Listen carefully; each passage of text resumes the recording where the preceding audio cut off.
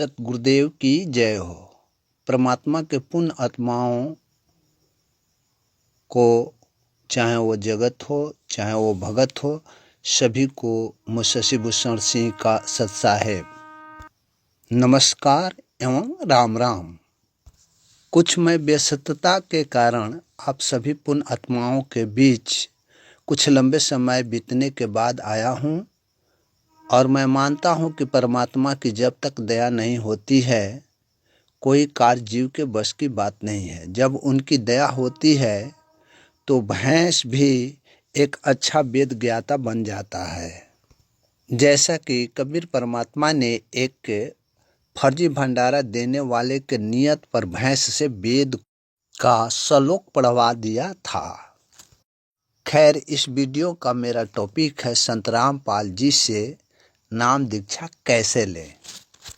संकेत क्या है गुरु जी का, इस संबंध में मैं आप सभी के समक्ष अपनी बात रखूं। इसके पहले आपसे मेरी अपेक्षा होगी कि मेरा YouTube चैनल SSM सतलोक को अवश्य सब्सक्राइब कर लें तथा साथ में लगे घंटी को भी बजा लें ताकि मेरा हर वीडियो आपको आसानी से उपलब्ध हो जाए।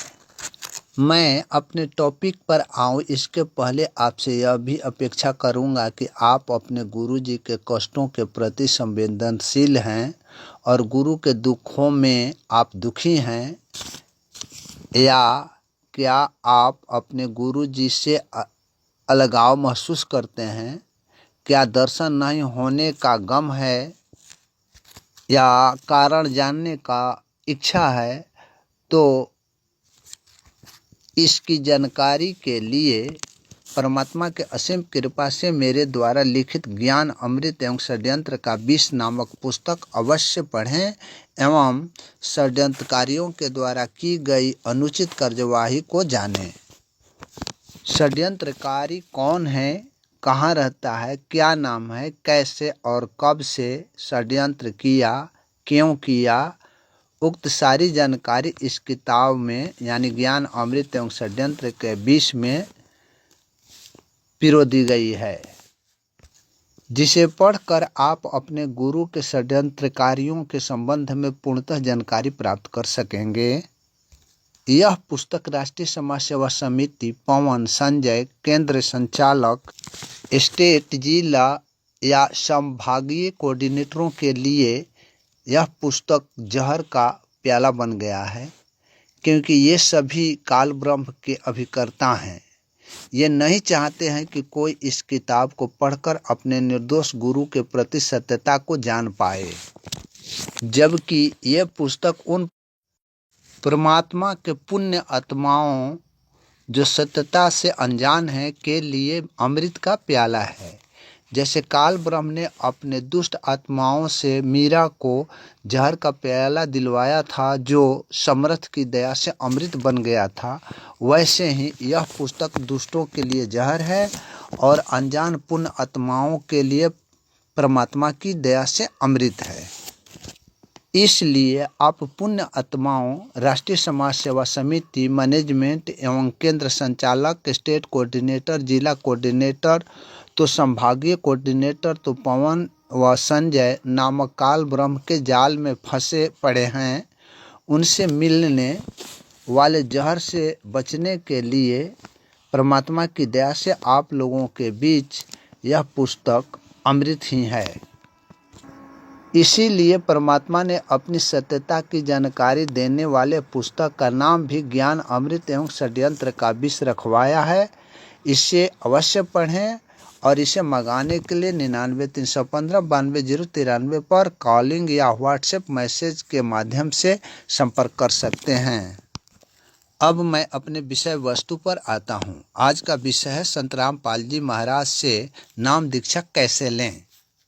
ये उक्त प्रश्न कि संत रामपाल जी महाराज से नाम दीक्षा कैसे लें, बहुत से पुण्य आत्माओं ने मुझसे मोबाइल कॉल के माध्यम से पूछताछ करते रहते हैं।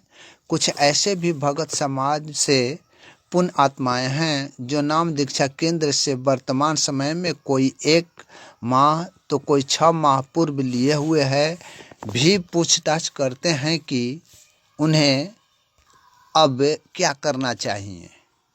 इस संबंध में आप सभी पुण्यात्माओं से ये कहना चाहूँगा कि वैसे मैं कोई गुरु नहीं हूँ जो आपको नाम दीक्षा लेने या न लेने का कहूँ, किंतु इतना जरूर कहूँगा कि संत रामपाल जी महाराज ने जो भी ज्ञान बताया है या महापुरुषों ने अपनी वाणी बोली है या हमारे आपके शास्त्रों में जो भी वर्णित है, उन सबको ज्ञान आधार बनाकर आप सभी अपने विवेक एवं बुद्धि का प्रयोग करते हुए नाम दीक्षा लें या न लें, आप पुण्य आत्माएं स्वयं निर्णय करें। मैं तो अपने गुरु जी द्वारा दिए हुए ज्ञानों का आपके समक्ष रख रहा हूँ। गुरु जी ने अपने सत्संग में सुनाया है कि वही पुण्य आत्मा मोक्ष प्राप्ति का अधिकारी है जो सतगुरु को कृपा पात्र हो। केवल नाम दीक्षा प्राप्त कर लेने से ही मोक्ष को प्राप्त नहीं हो जाते हैं। परमात्मा प्राप्ति के लिए आपके हृदय में गुरु के प्रति विश्वास हो। अपने इस उक्ति को संत रामपाल जी ने प्रमाणित करने के लिए अनेकों सच्ची कथाएं सुनाई है। जैसे आप सभी के जेहन में होगा कि जब कुरुक्षेत्र के भूमि में टिटिहरी ने अपना बच्चा दे रखी थी, कौरव और पांडवों को युद्ध भूमि में लाखों हाथी घोड़े रथ तथा सुसज्जित सेनाएं उस युद्ध भूमि में पहुंची तो उन सभी को देखकर टिटिहरी पंछी का हृदय द्रवित हो गया कि अब तो मेरे बच्चों का ये सभी रौंद देंगे, मैं कैसे क्या करूं, मेरे बच्चे सुरक्षित कैसे रहें। टिटिहरी पंछी को जब कोई नहीं सूझा तब उसने परमात्मा को याद की। हालांकि उसने अपने पूर्व के कर्मों के अनुसार पंछी योनि प्राप्त की थी, किंतु उसके अंदर की आत्मा तो परमात्मा की ही थी। टिटिहरी ने अपनी आत्मा को उस परमात्मा से जोड़कर पुकार की कि हे प्रभु, अब तो आप ही मेरे बच्चों के रक्षक हो। तो परमात्मा ने उस टिटिहरी पंछी के भीतर की आत्मा की पुकार को सुनकर देवताओं के राजा इंद्र के ऐरावत हाथी के गले में लटके हुए 88,000 मन के घंटा को तोड़कर टिटिहरी के बच्चों की रक्षा करवाया था। अब आप पुण्य आत्माएं बताएं या खुद से पूछें कि वह टिटिहरी पंछी किससे नाम दीक्षा ली थी? वह तो कोई गुरु भी नहीं बनाई थी, किसी से तो नहीं। हाँ, उसने अपनी आत्मा को उस परमात्मा से जोड़ ली। किसी को आत्मा और परमात्मा के बीच एजेंट नहीं बनाई। और आज के भगतगण कोई भी प्रार्थना हो तो राष्ट्रीय समाज सेवा समिति मैनेजमेंट कोऑर्डिनेटर तो नाम दीक्षा केंद्र के संचालक फर्जी पांडवों के माध्यम से प्रार्थना लगाते हैं। ऐसे भगतगण को भला क्या होने वाला है? एक दूसरा उदाहरण देकर हमारे सतगुरुदेव श्री रामपाल जी ने बताया है कि प्रहलाद ने तो कोई गुरु धारण अभी नहीं किया था। उसने तो बिल्ली के बच्चों को आंव में से सुरक्षित बिना किसी क्षति के निकलते देखा तो उसके हृदय में दृढ़ता आई कि हमारे साथ भी परमात्मा हैं, और उसने परमात्मा का नाम दीक्षा बिना प्राप्त किए ही हरि हरि मंत्र का उच्चारण करने लगा। उसने अपने हृदय से परमात्मा का होने का विश्वास हो गया था।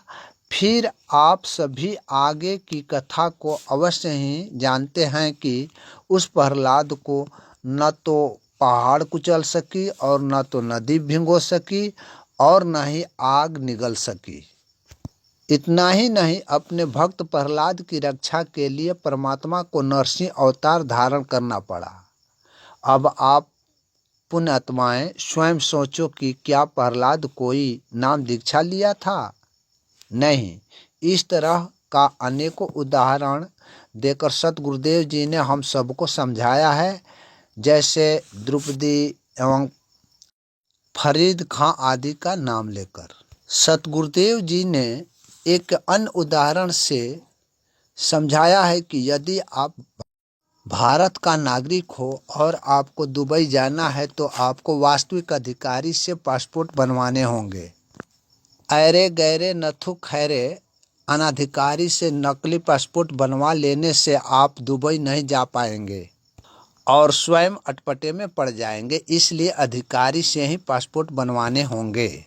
इसी प्रकार जरा सोचो कि भारत से 3000 किलोमीटर दूर जाने के लिए आपको अधिकारी से ही पासपोर्ट बनवाने की आवश्यकता है, जबकि सतलोक पृथ्वी से 16 संख्य योजन की दूरी पर स्थित है। वहां जाने के लिए यदि आप अनाधिकारी राष्ट्रीय समाज सेवा समिति मैनेजमेंट कोऑर्डिनेटर एवं केंद्र संचालक से पासपोर्ट बनवा ही लोगे, अर्थात नाम दीक्षा ले ही लोगे, तो क्या सतलोक गमन कर जाओगे? नहीं, कभी नहीं, बल्कि त्रिकुटी पर जाकर अटपटे में पड़ जाओगे। आपने सत्संगों में सुना होगा या गीता जी में पढ़ा होगा, और यदि ऐसा नहीं किए हैं तो गीता जी को पढ़ ले। गीता जी में स्पष्ट लिखा है कि आपको यह ज्ञान जो हो गया कि वह परमात्मा कौन है, कहाँ रहता है, कैसे प्राप्त होता है, तो उसे प्राप्त करने के लिए अपने जन्म मरण के रोग को सदा सदा से मिटाने के लिए आपको उस तत्वदर्शी संत का खोज करना चाहिए। और वह तत्वदर्शी संत जहाँ कहीं भी मिल जाए तो उसे दंडवत प्रणाम कर उसकी सेवा करने से जब वह प्रसन्न हो जाए तो विनम्र भाव से प्रश्न करने से आपको मोक्ष का गुप्त मंत्र बताएगा और उसकी कृपा से आप शाश्वत स्थान को सदा सदा के लिए प्राप्त हो जाओगे।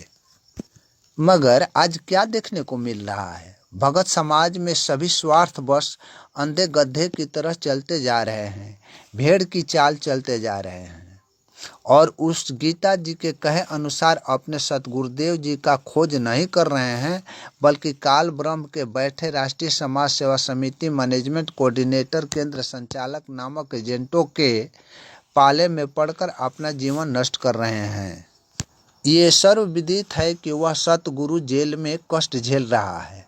भगत समाज उनके कष्टों का कोई परवाह नहीं कर अपने स्वार्थ में अनाधिकारी लुच्चे लफंगों से नाम दीक्षा लेकर अपने अपने को संत रामपाल जी महाराज का शिष्य बनने का नाटक कर रहे हैं। बस नाम मिल गया गुरुपरो कुआं में। आप पुण्य आत्माओं खुद सोचो कि आप कितना उचित ढंग से अधिकारी से नाम दीक्षा लिया है या अनाधिकारी से नाम दीक्षा लेकर उतावले चल रहे हैं। कुछ भगत गण कहते हैं कि हमने नाम दीक्षा केंद्र से नाम दान प्राप्त किया है तो हमें तो काफ़ी लाभ हुआ है।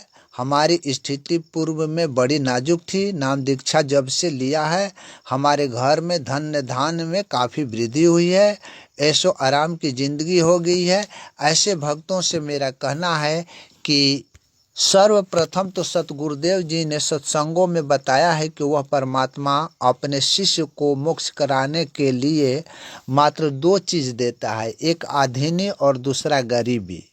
धन्य धान को तो छुड़वाया है, जैसे सुल्तान अदम इब्राहिम, गरीबदास, धर्मदास, मुलकदास आदि आदि। दूसरे शब्दों में गुरु जी ने सत्संग के माध्यम से शिक्षा दिया है कि बिजली की शक्ति का उत्पादन तो एक जगह होती है, मगर वायर के माध्यम से अनेकों जगह लगातार धारा प्रवाहित होती रहती है। उस वायर में कोई अधिकारी से कनेक्शन लेकर अपने घर में बिजली पंखा बल्ब जला रहा होता है और दूसरा कोई उसी वायर से चोरी से टोका फंसाकर घर में बिजली बल्ब पंखा चला रहा होता है, तो दोनों के घरों में समान रूप से बिजली पंखा कूलर चल रही होती है। उसके घर में भी जल रहा होता है और टोका फंसाने वाले के घर में भी चल रहा होता है। मगर जब कभी जांच हो जाए तो कौन पकड़े जाएंगे, आप सभी अच्छी तरह जानते हैं कि चोरी से जलाने वाला पकड़े जाएगा। फिर उस पीछे का जितना ऊर्जा अनाधिकारिक रूप से चलाया है उसका तो कर्ज भरने ही पड़ेंगे, साथ ही फाइन भी देने पड़ेंगे और आगे अधिकारी से कनेक्शन लेने होंगे ही होंगे, तब बिजली पंखा आदि को आगे चला सकते हैं। मानव जीवन का हिसाब किताब त्रिकुटी पर होता है। जब पंच तत्व का शरीर छोड़कर त्रिकुटी पर जाते हैं तो वहाँ जांच होगा कि आपने जो कुछ भी उपयोग किया वह अधिकारी के द्वारा प्रदत्त वस्तु का उपभोग किया है या अनाधिकारी रूप से चोरी से वस्तु का उपभोग किया है। तो उस समय आपका हिसाब किताब अच्छी ढंग से काल ब्रह्म के दरबार में देने होंगे। कोई वहाँ आपकी सफाई सुनने को नहीं होगा, नहीं मिलेगा। इसलिए आप सभी स्वयं निर्णय करें कि जब अपना सतगुरुदेव कष्ट में हो तो फिर हम साधारण सा जीव का क्या कर्म है उन अपने गुरु के प्रति, क्योंकि हमारा कर्म ही वहाँ हिसाब किताब करने का, कर्ज उतारने का करेंसी है। अतः आप सोच समझकर गुरु के दिए हुए ज्ञानों का आधार बनाकर स्वयं निर्णय लें और राष्ट्रीय समाज सेवा समिति उर्फ मैनेजमेंट तथा कोऑर्डिनेटर एवं केंद्र संचालकों के झांसे में न आए तो ही बेहतर आपके लिए होगा। इसी के साथ आज का वीडियो समाप्त करते हैं। फिर मिलेंगे आगे के दिनों में। सत साहेब जय बंदी छोड़ के।